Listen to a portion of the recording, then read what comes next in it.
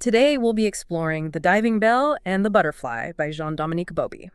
Yeah, a really powerful memoir Yeah. and a really unique look into life with locked-in syndrome. Right. It's not just a memoir. It's an experience. Exactly. So for our listeners who may not know, Sure. can you explain what locked-in syndrome is? Yeah, so locked-in syndrome is a very rare neurological condition that results from damage to the brainstem. And the brainstem controls a lot of our basic functions. So it basically leaves the mind fully aware, but trapped inside a body that cannot move or speak. And the thing that makes this book so incredible is that Jean-Dominique Bauby wrote the entire thing. I know, it's unbelievable. Using only his left eyelid to communicate letter by letter. It's amazing. Yeah. He worked with his speech therapist, Sandrine, and they developed this whole system where she would recite the alphabet. And it was actually arranged by frequency of use in French. Oh, wow. So starting with E and ending with W. And he would blink when you got to the letter that he wanted. Wow. So slowly, painstakingly building words and sentences. That's just such an incredible feat. Incredible determination. Yeah. So let's step into his world now. Okay. And start with his initial awareness of his condition. Yeah. So the initial chapters are really vivid, but also unsettling. He describes the hospital room, the routines, the sounds, the smells, but it's all through this distorted lens of locked-in syndrome. Yeah. And he uses this metaphor of a diving bell Yeah. to convey that feeling of being trapped, Yeah. this oppressive weight pressing down on him. I remember when I first read it, I was particularly struck by the part where he describes being dressed, or rather having his limbs manipulated into clothing. Right. And he talks about being dumped into a wheelchair, like a gangster's victim being stuffed into a car trunk. It's a powerful image, and I think it goes beyond the humor. You know, it Yeah. speaks to that disconnect between his active mind and his immobile body. And I think, too, being put into that wheelchair, Yes. that's when he really has to confront the reality Oh, absolutely. of his limitations. Yeah. And yeah. yet he still finds humor Right. in these really dark places. He does. He even jokes about his own appearance, Right. describing his shock at seeing his reflection while looking at a bust of Empress Eugenie. It's amazing. It's a way to process the trauma, I think, Yeah. and retain some agency in a situation where he has very little control. Yeah. This ability to find humor in the darkest of places will continue throughout the book. Yeah. I think that's one of the things that's so powerful about this book. Absolutely. So can you tell me more about this communication system? Like how It's incredible. did they actually do this? Yeah. So they arranged the alphabet based on letter frequency to try to make it a little bit more efficient, Okay. although it was still incredibly time-consuming. Yeah. Bauby even notes how different visitors adapted to this system. Crossword enthusiasts and women generally outperforming men. Really? Yeah. I wonder why. Who knows? I love that he noted that. Yeah. So these notebooks that were filled with his transcribed thoughts, Yeah. just an anthropological record. Oh, absolutely. They're a treasure trove for anyone who's interested in the human mind's resilience and adaptability. Yeah. It's so interesting to think about how researchers in the future might interpret these fragmented conversations and bursts of thought, Right. and just try to piece together the puzzle of his inner world. So now we get to the part that I think is one of the most compelling parts of the book, which is how he cultivates this inner world, Yeah. using his imagination to escape his physical state. Yeah. This is where the butterfly in the title comes in. Yeah. You know, he takes us on these imaginary journeys to places like Tierra del Fuego, King Midas's court, Wow. really tapping into his mind to escape the confines of the room. And those vivid descriptions Oh, of yes. food. Especially the sausage Yeah. anecdote. You know, it's like he's trying to access those sensory pleasures, Right. those connections to the past, in a world where so much has been taken from him. It's really powerful. Oh, it is. And he also describes directing imaginary films on the hospital terrace. Yes. His own little Cinecittà. Yeah. It's amazing. It's like he's creating these alternate realities Yeah. to find freedom. Absolutely. Yeah. A testament to the creative spirit. Yeah. So this internal journey also involves confronting some difficult emotions Right. and reflecting on his relationships Yeah. with those who are playing a crucial role in his new life. Ah. And one of those people is Sandrine, Yeah. his speech therapist. She becomes so much more than just a facilitator of communication. Right. She's his lifeline to the outside world, Yeah. his advocate, his confidant. Yeah. Her unwavering support and her belief in him Yeah. are just essential to his well-being. And then there are his children. Yes, Theophile and Celeste. Whose visits I think are bittersweet. They are a mix of joy and sorrow. It's a reminder of the life that he's lost, but also a source of hope, And collection. And the way he observes Yeah. their coping mechanisms Yeah. is really interesting. It is. You know, just their attempts to understand their father Right. in this altered state. It's heartbreaking and heartwarming at the same time. It is. Yeah. And then he also talks about his own father who's Yeah. experiencing. His own kind of locked-in syndrome. Right. Due to just age and immobility. And I think it just highlights Yeah. how we can all feel Yes. trapped and isolated Regardless of our physical in circumstances. different ways. It's a universal experience. And this exploration of relationships isn't limited to just the present. Right. He also reflects on the past, Past choices, missed opportunities. those choices he's made. Yeah. The people who shaped his life. And he even mentions this missed opportunity from his past. Yeah. The Mithra Grand Champ story, Right. which seems like just this horse racing anecdote, Yeah. right, on the surface. But it really speaks to, I think, the bittersweet nature of memory. Those paths not taken. Yeah. And that feeling of what if. What if? Yeah. And then there's the theme of dreams Yes. that runs throughout the book. They're so vivid, They are. often unsettling. They really blur the Yeah. lines between reality and imagination. I know. That dream about the snowy junkyard Oh, yeah. with the surreal imagery and the disturbing events. It just raises all these questions about dreams in this heightened state of awareness. Yeah. How they might reflect his anxieties, his desires, Right. his struggle to process this new reality. And he also dreams about traveling, Yes. revisiting past journeys. Places he never got to see, like Yeah. Hong Kong. Yeah. Like his mind is trying to compensate Yeah. for his physical limitations, Right. creating these elaborate dream worlds where he can still have these adventures. To escape the confines of the hospital room. Exactly. Yeah. His inner world expands while his physical world shrinks. Really quite beautiful. It is. It is. So it's not just through dreams Right. that he experiences this expansion. Right. He also describes 2 trips that he takes outside the hospital. Yes, 2 trips. And they offer a really fascinating glimpse Yeah. into how his perception is changing. Yeah. It's interesting how on his first trip, Mm-hmm. he's so overwhelmed with emotion Yes. when he sees his former workplace. Right. And then on the second trip, Yeah. he's just detached. Completely More detached. like a spectator. Yeah. Almost like he's watching a movie. Yeah. It's like a shift in perception Yeah. from this emotional engagement to a sense of detachment. Like he's accepting his new reality. Yeah, I think it speaks volumes about his journey of acceptance. Right. Mm-hmm. And how our relationship with the outside world can change Absolutely. as we adjust to new realities. Yeah, makes you think. It does. It makes you think a lot about your own life. Yeah, yeah. So let's talk about his decision to create these monthly bulletins. The Semistat Bulletin. For his friends and associates. Right. And he talks about this conversation that he overhears at the Café de Flore, Oh, yeah. where someone dismisses him as a vegetable. That's right. And I think that really fuels his determination to prove them wrong, to reclaim his voice and his agency. He's not just a patient.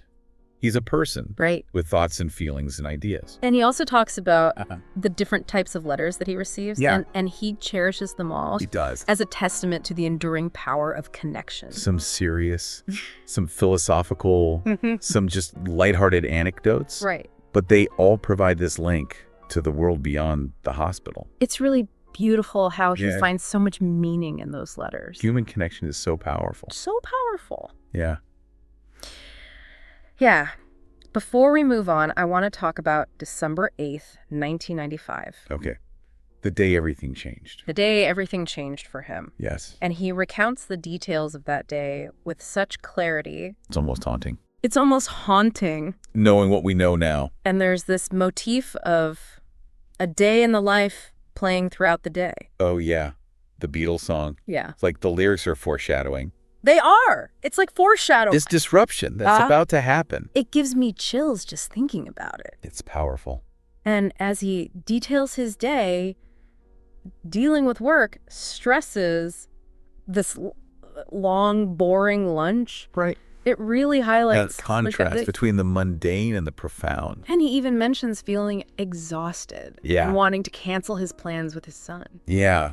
Like a foreshadowing Like the foreshadowing. of the physical breakdown to come. Almost like his body was already sending signals Sending signals. that something wasn't right. Yeah. Yeah. And then as he's driving back to Paris with his son, Uh-huh. he starts to experience those strange symptoms. The double vision, The double vision. the sweating, Uh-huh. the inability to speak. And he just dismisses them. He does. He tries to make light of it. Yeah. I know, but Blames it on exhaustion. it's so It's heartbreaking heartbreaking. to see him so unaware of what's happening Yeah. as things are spiraling out of control. I remember reading the part where he collapses in the car Oh, yeah. and he can't communicate and his Uh-huh. head's wobbling uncontrollably That's terrifying. and his son is right there with him. I know. It adds this whole other layer of tragedy, Yeah. this reminder of just how fragile life is, Yeah. how quickly things can change. And then when he's being rushed to the clinic, Yeah, his final thought is, I know. we'll have to cancel the play. Such a Such a mundane thought in the face of this life-altering event. I know. But it speaks to his tenacity, It does. this need to cling to some semblance of normalcy, And then and then darkness. darkness. He describes it as this piano Yes. crashing down from the 7th floor, Symbolizing the end the end of his former life, of his former life. and the beginning of his journey into the diving bell. It's just such a powerful image. It is a powerful end to this first part of his story. Yeah. You know, we've witnessed his descent into locked-in syndrome, Right. the loss of his freedom. And also the resilience. Yes, Right. his incredible resilience, His incredible resilience. this determination to find meaning Yeah. in the face of profound challenge. Amazing. Yeah. As we go further into the diving bell and the butterfly, I think it's incredible how Bauby refuses to just exist, Mm-hmm. you know? He's actively seeking ways to live within the confines of his new reality. It's inspiring, you know. Yeah. It would be so easy to just give up, Right. but he chooses to find meaning, Absolutely. purpose in the smallest of things. Even the changing seasons at the hospital become this source of renewal for him. I love that. Describing the start of autumn as the beginning of a new season Yeah. speaks volumes, I think, about his adaptability Yeah. and willingness to embrace the rhythms of his altered life. Yeah. I think he finds solace in the routine. Yes. Yeah. The familiar faces, Yeah. the sounds, the Yeah. smells. I was thinking about his description of Sunday afternoons Yeah. at the hospital. Yeah, those long stretches of time. Yeah. Just waiting Reading for visitors. Yeah. Choosing TV programs strategically Yeah. just to avoid. Unbearable boredom. Yes. It really shows how limited his world has become. Absolutely. But also this dependence on others Right.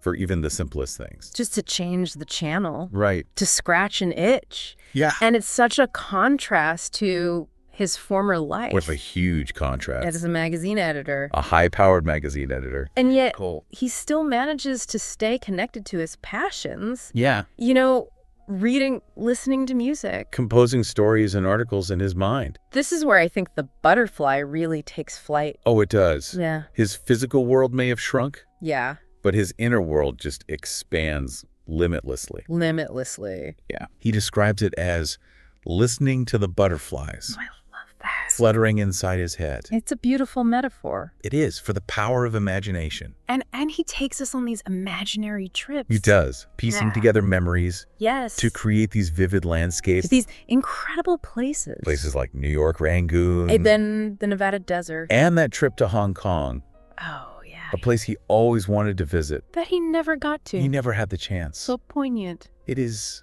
this yearning for experiences Yeah. beyond his immediate reality. Right. And he fulfills it through his mind. I know. And he also revisits places like his trip to Lourdes, Yes, with Josephine. which is it's Fascinating and complex. It's funny. Full of humor and pathos. Like the incident with the book Trail of the Snake. Oh, yes. Mm, And Josephine's reaction I know. to his fascination with this charming but manipulative criminal. It's so Bauby. It is classic Bauby. Like he gets totally engrossed in this story. And Josephine thinks it's a sign of his emotional detachment. Yeah. It's a quirky It's so quirky. little detour in the narrative. But it reveals so much about him. It does. About his character, Yeah. his way of seeing the world. Yeah. And even within that lighthearted episode, Yeah. there are these moments of real insight Yeah. to the challenges of disability. Like when he talks about Yeah. the man in the wheelchair who sticks his tongue out at him. Right. It's such a stark reminder of the prejudice. The discomfort. Yes. Yeah. The discomfort that people with disabilities face. That they encounter all the time. And how it impacts their sense of self and belonging. Yeah. And even in Lourdes, Yeah. this place of miracles and religious fervor, he Yeah. still finds humor. He does. He jokes about the danger of a healthy person I know. witnessing a miracle and ending up paralyzed. It's so funny. Right? Using humor. As a shield. Yes. A shield against sentimentality. Yeah. And just to cope. Yeah, exactly. Yeah. And I think that's one of the things I think so too. that makes his story It's so relatable. relatable. Because he's not afraid to acknowledge the darkness. Yeah. But he also finds those moments of light and humor and joy. It reminds us that even when things are really hard, The human spirit can adapt. yeah, It can endure and find meaning. and find meaning. That's right. So let's talk about his relationship with his children. Okay. It really takes on a new dimension Yeah. after the stroke. He's grappling with his role as a father. Yeah. This desire to connect Yeah. and to love them. Even though he can't physically interact with them. Right. In the same way. That Father's Day scene. At the beach club. He is so powerful. It is. It's heartbreaking. He's watching them play. And you can feel his longing. Yeah. The joy of seeing them happy. Right. But the grief of not being able to fully participate Right. in their lives. And he's also so aware Yeah. of the impact his condition has on them. Like when he describes Celeste Yeah. transforming into this little acrobat. Almost like she's... Her energy, Uh-huh. physicality. Right. It's like she's compensating for his immobility. It's beautiful. And then there's Theophile Yeah. with his quieter, more cautious approach. So sweet. The way he gently dabs at the saliva escaping Bauby's lips. Yeah. It's such a small gesture, but it's so powerful. It speaks volumes. It shows his empathy, his understanding. Even though they can't communicate in the same way, Right. they still find ways to connect. They play games. They share stories. Yeah. It's beautiful love and connection. Transcending limitations. Yes. Yes. Even in the most difficult circumstances. So it's not just his family Right. that supports him. He talks about his friends, the people who visit. Write him letters. Yes. Bring him news from the outside. This network of support is so crucial. He describes the different types of letters he receives. Some are serious, Right. philosophic, Others are lighthearted, full of these everyday anecdotes but they all give him that connection. to the world beyond the hospital. Someone even sends him a recipe for homemade sausage. I love that. I know. It's like nourishing him with details even though he can't eat it. And then there's his decision to create these monthly bulletins. The Famille bulletins. Yeah. A way to share his experiences and thoughts Yeah. with friends and associates. It's like he's reclaiming his voice. He is asserting his agency. In a situation where he could feel so powerless. Right. He's not just a patient. Right. He's an active participant in his life Shaping his own narrative. and sharing his story on his own terms. It's really powerful. It is. And he even finds inspiration for future writing projects, Yeah. like the play he wants to write, So inspiring. based on his experiences. Yeah. His creativity hasn't diminished at all, No. even though his tools of expression have changed dramatically. So before we move on, Okay. I want to explore his relationship with the medical staff, Okay. the people who are caring for him every day. It's a complex dynamic, It is. filled with tension and tenderness. He describes his initial fear and mistrust of Yeah. the staff. His frustration with the impersonal routines, He even calls the ophthalmologist couldn't careless doctor. which speaks volumes I know. about his early perceptions of the medical team. It's such a contrast to his relationship with Sandrine. Right. But over time, yeah, we see him a develop grudging respect a grudging respect. for some of the staff, Right? The ones who go above and beyond. the ones who show him kindness. And he starts giving them nicknames. Yes, David Bowie, Prof, Rambo, Terminator, I love that. like creating his own little world. Within the hospital hierarchy. And that dream he has Oh, yeah. about the wax museum, With all the staff. frozen in their roles. It's so interesting. It's fascinating. It's his way of processing Yeah. his relationship with these people. Who holds so much power over his life. There is his caregivers, but also his jailers, Figures of authority. but also sources of support. It's a really complex dynamic. It is. Yeah. But I think ultimately he comes to appreciate their efforts, He does. their dedication Even while recognizing the limitations. of the system Right. and the inherent challenges. Caring for someone with such profound needs. It's a nuanced perspective, It is. you know. He avoids simple judgments, Right. and he sees the human element within this often impersonal world. The human element. Yeah, of medicine.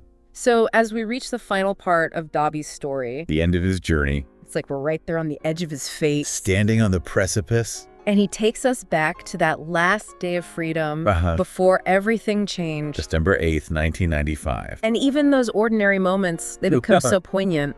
They do. You know, waking up next to Florence, going through his morning routine, heading to the office. It's almost unbearable to read because we know what's coming. It's like a masterclass in dramatic irony. It is. And then there's that Beatles song, A Day in the Life. Oh, yeah. Playing on the radio. Without the day, like a soundtrack to this impending tragedy. It's almost like the lyrics themselves are foreshadowing. I think they are. This disruption that's about to happen. Yeah. The shattering of his reality. And he describes his day. A disgruntled celebrity.